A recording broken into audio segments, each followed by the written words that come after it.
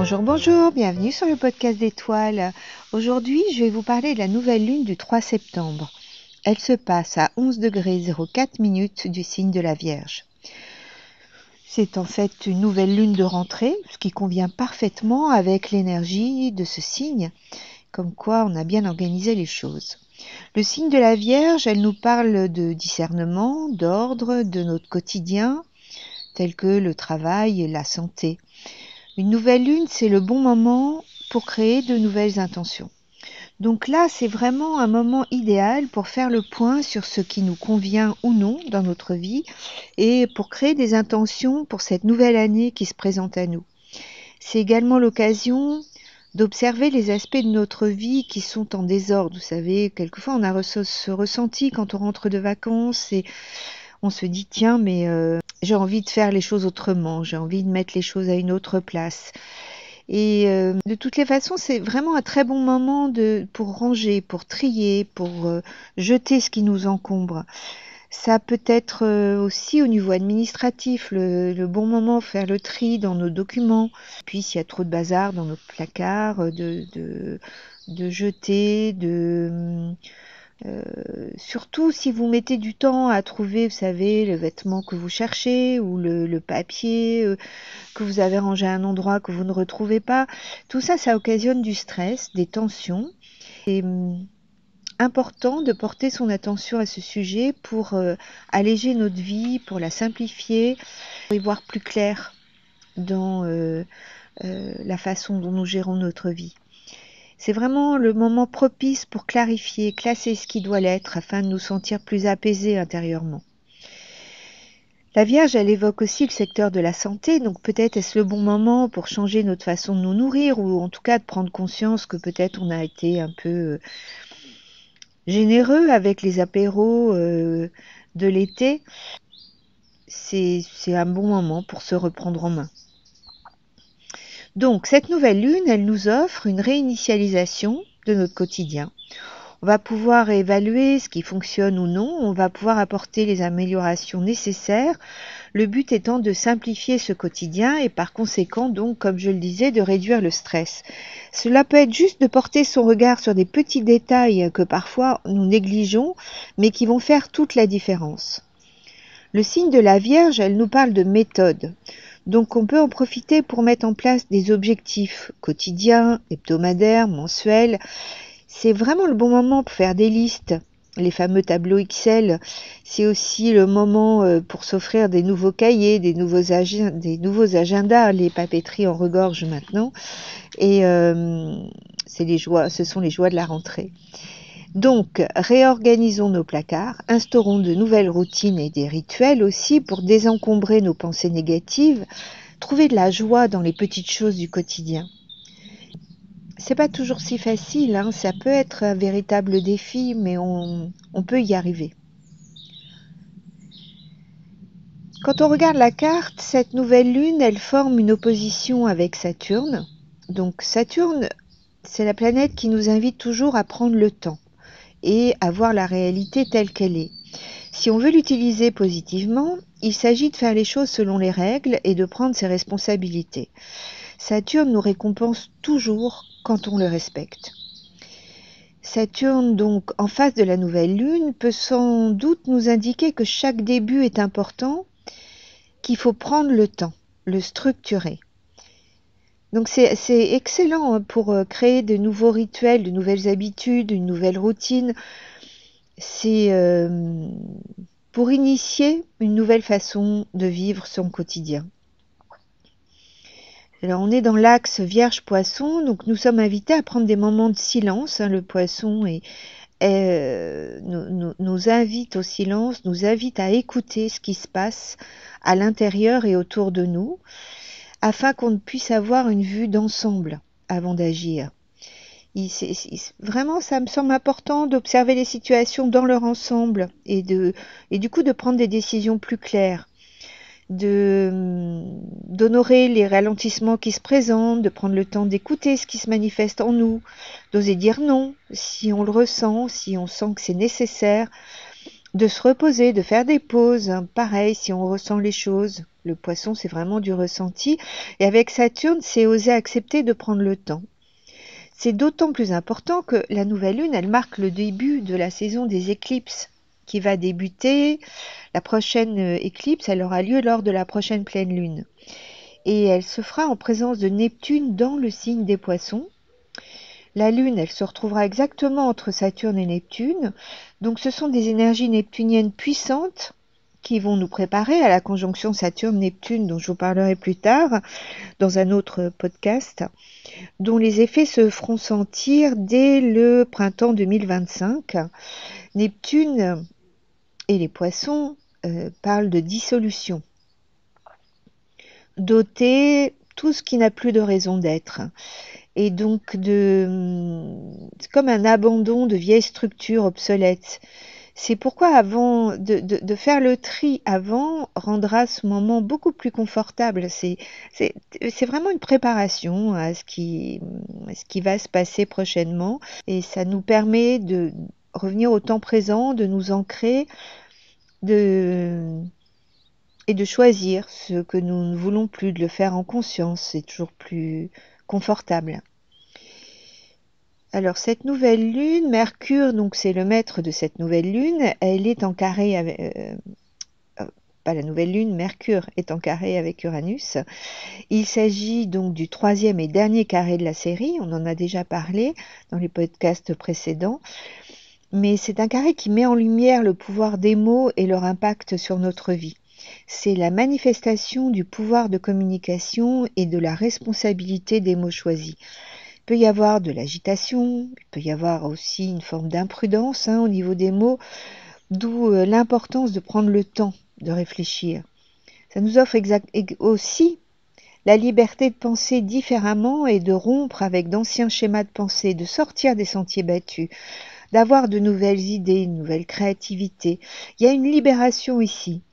Et puis aussi une vérité qui se fait jour. Mercure est en Lion, il est au sextile de Mars et de Jupiter, donc on gagne en force, c'est un peu comme si les mots étaient dynamisés. On peut être amené à comprendre d'ailleurs ce qui se passe d'une autre manière. Et on peut aussi sentir un soutien pour de nouveaux efforts de guérison, d'apaisement, et pour oser la nouveauté qui émerge avec ce carré Mercure-Uranus. Mars forme un carré exact à 4 minutes près de Neptune, donc c'est vraiment un carré très précis. Ils sont tous les deux assez près de ce qu'on nomme l'axe du monde. L'axe du monde, ce sont les 0 degrés des signes cardinaux, c'est-à-dire Bélier, Balance, Cancer, Capricorne. C'est un degré où souvent de grands événements peuvent être projetés sur la scène mondiale. Mars est en Gémeaux, Jupiter aussi, je dirais qu'il serait bon de ne pas réagir trop vite à des informations qui pourraient par la suite se révéler avoir été déformées. Donc il faut faire attention aux réseaux sociaux, à des réponses qui pourraient se faire sous le coup de la colère. Soyons prudents parce que le feu pourrait prendre très vite.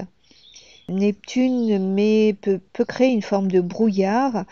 Donc, utilisons l'énergie de la Vierge justement pour pratiquer le discernement et prenons le temps d'écouter, de nous apaiser avant de répondre un peu trop vite parfois. Alors, qu'est-ce que je voulais vous dire d'autre? Ah oui, la veille de la nouvelle lune, Pluton retourne en Capricorne. Il restera à 29 degrés jusqu'au 18 novembre.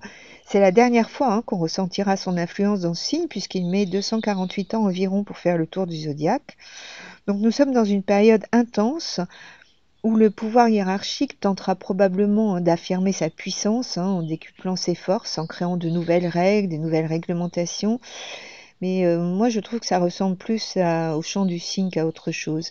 Il est évident que lorsque Pluton sera à nouveau en Verseau, de grands changements dans la manifestation du pouvoir vont avoir lieu. Ça me semble inéluctable. Mais c'est une période importante car on a là le premier semi-carré entre Pluton et Saturne, le premier dialogue depuis la conjonction entre Saturne et Pluton qui avait lieu au moment du confinement. Peut-être avons-nous pris des décisions d'ailleurs à ce moment-là et la question qui se pose c'est où en êtes-vous? Est-ce que vous continuez dans ces décisions ou est-ce que vous choisissez autre chose? D'ailleurs, j'ai fait un podcast à ce sujet que vous trouverez sur mon site. Je vous mettrai le lien ci-dessous qui permettra de mieux comprendre ce temps de semi-carré entre Saturne et Pluton. Et puis, si vous avez évidemment des planètes entre 28 degrés et d'un signe cardinal, Bélier, Balance, Cancer, Capricorne, comme je le disais, ou 1 degré du signe suivant, c'est-à-dire des signes fixes, vous pourriez ressentir une pression intérieure dans le secteur concerné, parce que Pluton, il vient toujours manifester des changements fondamentaux et profonds. Alors, on sait que selon la maison concernée dans votre thème, les choses ne seront plus jamais les mêmes une fois que Pluton est passé dans ce domaine de votre vie. Et ce domaine sera nettoyé. C'est vraiment un passé révolu. Et le but étant d'être plus authentique, plus en lien avec vos propres valeurs, avec ce qui compte vraiment pour vous.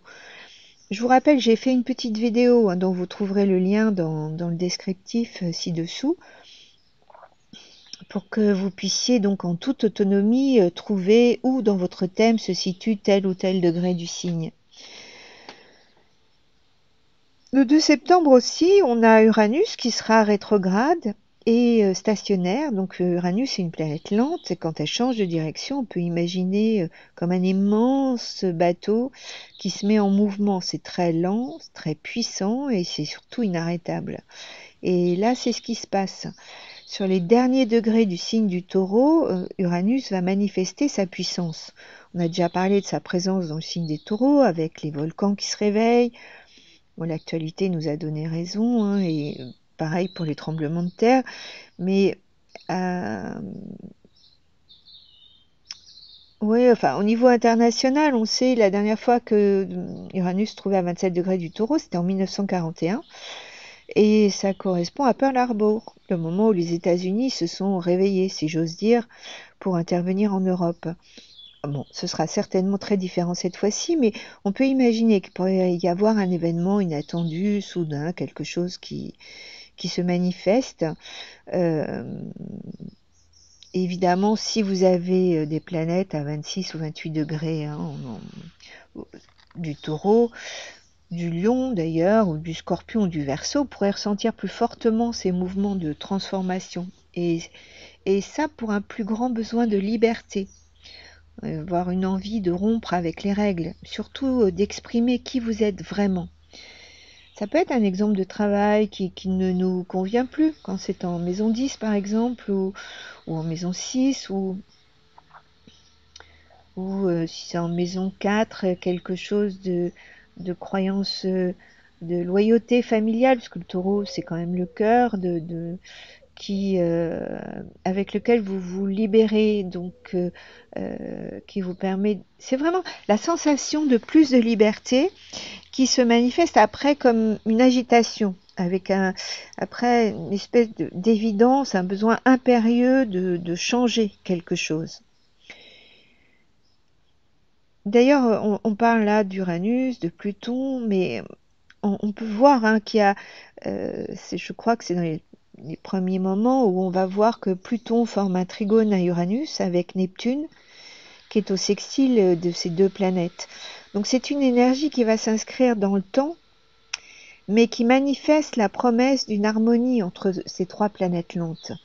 Elles sont toutes les trois là à la fin des signes, elles vont toutes les trois basculer dans le signe suivant en 2025-2026. Donc on termine quelque chose.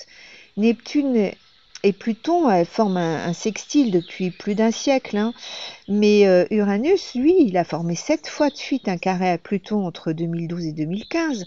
Donc c'est une première qu'il y ait des aspects aussi harmonieux entre les trois.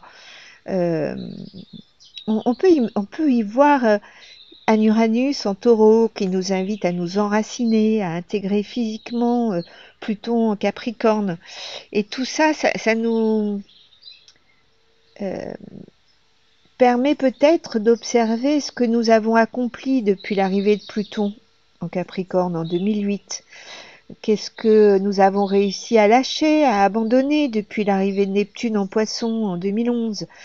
Qu'est-ce qu'on a libéré depuis le carré d'Uranus avec Pluton?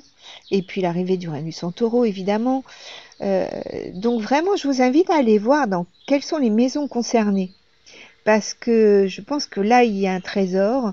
C'est d'aller voir quelles sont les maisons concernées par le 27 degrés du Taureau, 29 degrés du Poisson et 29 degrés du Capricorne. Donc, 3 secteurs de vie qui, là, sont potentiellement connectés à de la joie et surtout qui vont vous permettre de récolter tout le travail de transformation que vous avez effectué et qui vous permet d'être beaucoup plus en accord avec vous, qui vous permet d'être plus libre, allégé puisque vous avez abandonné un certain nombre de choses et puis parce que vous avez transformé en profondeur des structures et vous avez pris des risques, vous avez fait face à vos peurs, face aux événements et aujourd'hui, il pourrait bien avoir une reconnaissance de tout ce chemin parcouru grâce à ce mini trigone. Donc, en conclusion, on va s'arrêter là, mais je dirais que c'est important de se concentrer sur tout ce qui va nous permettre d'alléger, de simplifier notre vie, de ne pas se sentir coupable de ce qu'on n'a pas pu faire et d'accepter qu'il y a un moment pour chaque chose. Peut-être pourrions-nous pratiquer la cohérence cardiaque ou toute autre technique de respiration consciente pour ressentir cet espace intérieur où se trouve notre puissance grâce à la paix intérieure. N'oublions pas que notre réalité individuelle, c'est une projection de notre conscience individuelle. Donc, tout comme notre réalité collective, c'est une projection de notre conscience collective. C'est pourquoi c'est si vital au vu de ce qui se passe dans le monde d'élever nos pensées, notre conscience pour créer un monde plus en lien avec ce que nous souhaitons. Et c'est ce que ces planètes nous proposent. Et nous pouvons nous féliciter du chemin parcouru et accepter de nous élever, de voir les choses plus en lien avec notre cœur, notre authenticité. Et voilà, je vais m'arrêter là. Donc, je vous propose un nouveau podcast pour la prochaine pleine lune qui sera donc avec éclipse et qui sera une période, une saison importante. Je vous dis à tout bientôt.